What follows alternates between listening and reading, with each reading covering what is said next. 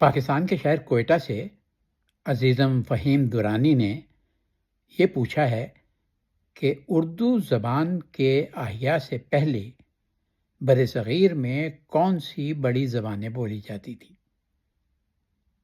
فہیم، آپ نے واقعی فہم و شعور کا سوال کیا ہے۔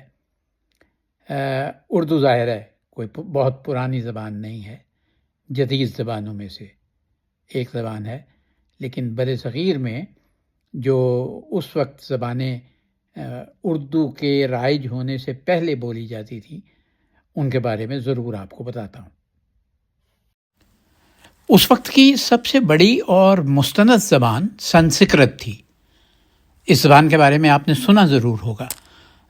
سنسکرت اگرچہ اب متروک زبان ہے، لیکن پھر بھی بہت سے نادر مخطوطات جو ہیں وہ سنسکرت میں موجود ہیں، اور یہ قدیم ہندوستان کی مذہبی، علمی اور ادبی زبان تھی۔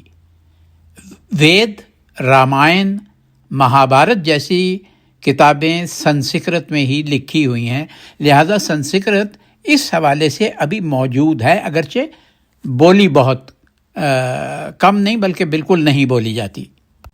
بالکل نہیں بولی جاتی سے میری مراد یہ ہے کہ علمی سطح پر، تحقیقی سطح پر تو اس کا وجود ہے، لیکن عوامی سطح پر اس کا وجود نہیں ہے۔ سنسکرت کے بعد دوسری بڑی زبان پراکرت تھی۔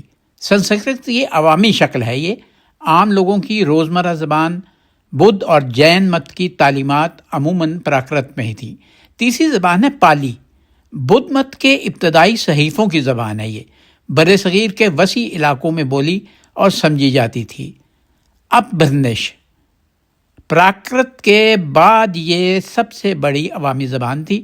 بہت سے ماہرین کے مطابق اردو اور ہندی کا براہ راست ماخذ اپبھرنش سے ہی ہوتا ہے۔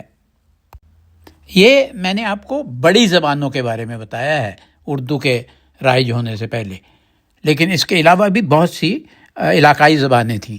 فہیم صاحب، مجھے امید نہیں بلکہ یقین ہے کہ اتنی معلومات آپ کے لیے کافی ہوں گی کہ اردو زبان کے رائج ہونے سے پہلے برصغیر میں کون سی زبانیں بولی جاتی تھیں۔